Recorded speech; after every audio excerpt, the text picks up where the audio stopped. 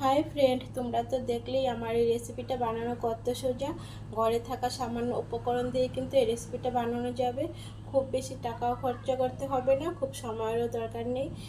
আর তোমরা কিন্তু বাড়িতে অবশ্যই ট্রাই করে দেখো, ভালো লাগবে। ভাত বা রুটি যেটার সঙ্গে খাও না কেন ভীষণই ভালো লাগে। আর যদি ভালো লাগে তাহলে আমার চ্যানেলটাকে সাবস্ক্রাইব করে দিয়ে পাশে থাকা বেল আইকনটাকেও প্রেস করে দিও। আর লাইক কমেন্ট শেয়ার করতে কিন্তু ভুলো না। হাই ফ্রেন্ড, আজকে আমি তোমাদের সঙ্গে মিষ্টি কুমড়ার একটা রেসিপি শেয়ার করব। এর জন্য মিষ্টি কুমড়াটাকে আমি ভালো করে এই যে এভাবে কেটে নিয়েছি। আর তার সঙ্গে লাগছে আমার আলুটাকেও আমি এভাবে টুকরো করে কেটে নিয়েছি। মিষ্টি কুমড়ার রেসিপিটার জন্য আমার যে মশলাগুলো লাগছে সেই মশলাগুলোকে আমি একটা বাটিতে আগে জল দিয়ে গুলে নেব। তাই মশলাটাকে আমি রেডি করে নিচ্ছি। হলুদ গুঁড়ো দিয়ে দিয়েছি, এবার দিয়ে দিচ্ছি শুকনো লঙ্কা গুঁড়ো, জিরে গুঁড়ো আর ধনে গুঁড়ো। এবার আমি জল দিয়ে একটু গুলে নেব। গ্যাসটাকেও ধরিয়ে দিলাম। মিষ্টি কুমড়োটাকে একটু তেলে ভেজে নিব, তাই আমি একটু হলুদ আর নুন মেখে নিব। আলুটাতেও আমি নুন আর হলুদ মেখে নিচ্ছি।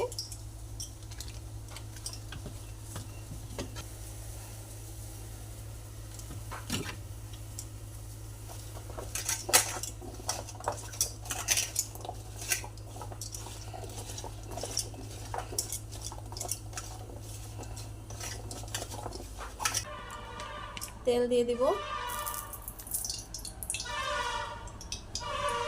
মিষ্টি কুমড়োটা দিয়ে দিচ্ছি।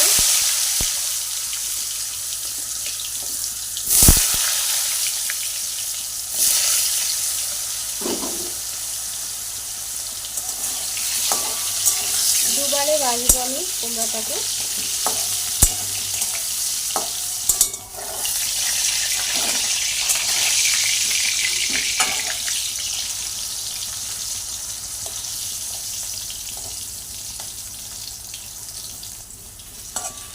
এগুলো হয়ে গেছে, আমি নামিয়ে নিচ্ছি।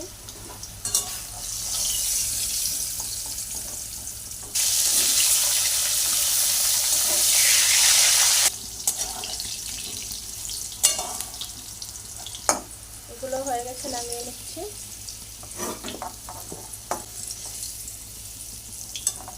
আলুগুলোকে ভেজে নেব।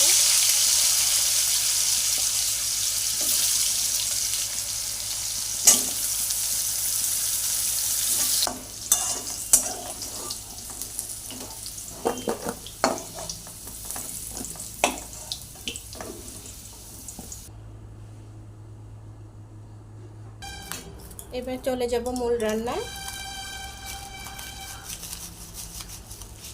দিয়ে দিলাম কালো জিরে,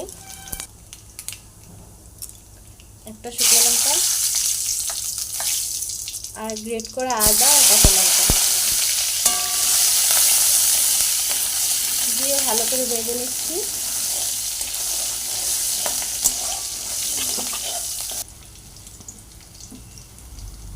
এবার দিয়ে দিচ্ছি টুকরো করা টমেটো।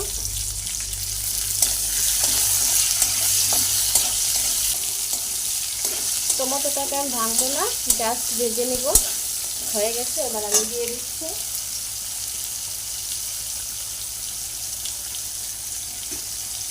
আমি যে মশলাটা রেডি করে রেখেছিলাম সেই মশলাটা।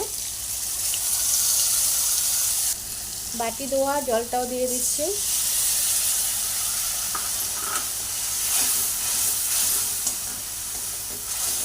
এবার ভালো করে মশলাটাকে ভেজে নেব।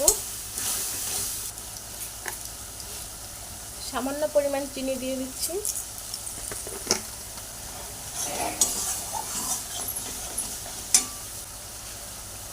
আর দিয়ে দিচ্ছি টেস্ট অনুযায়ী নুন।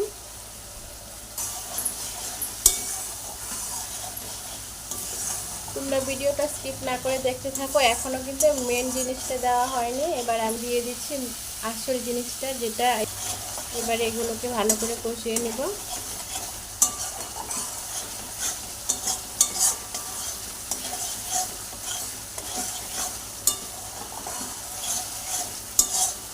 এখানে কিন্তু আমি ছানা ব্যবহার করেছি।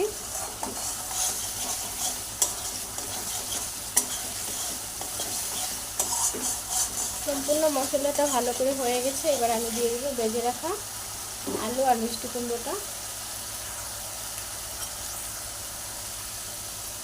দিয়ে দিচ্ছি।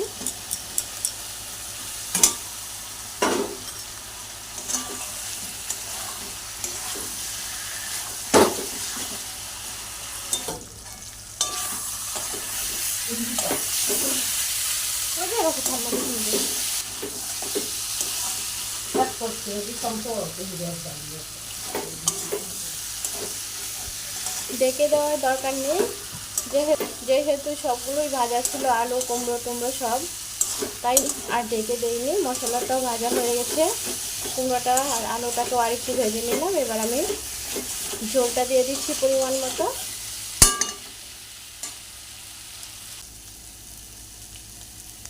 আমি যে ছানাটা ব্যবহার করেছিলাম তার ছানাটা তো দিয়েই দিয়েছি, জলটাকেও কিন্তু আমি ফেলবো না, এই জলটাকেও আমি দিয়ে দিচ্ছি। এই যে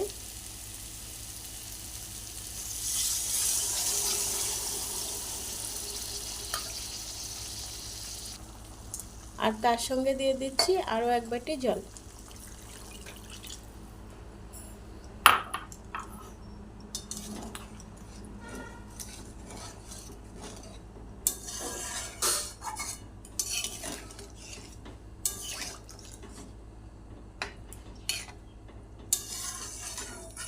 এর থেকে আর বেশি জল আমার লাগবে না।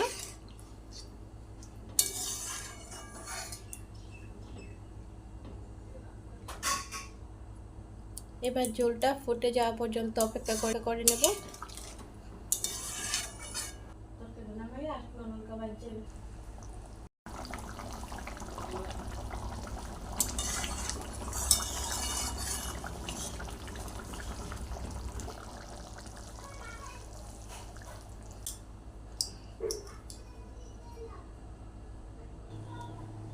এবার আমি তরকারিটা ঢেলে নিচ্ছি।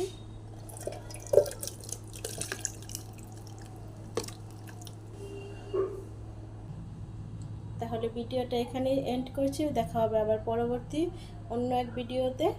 টাটা।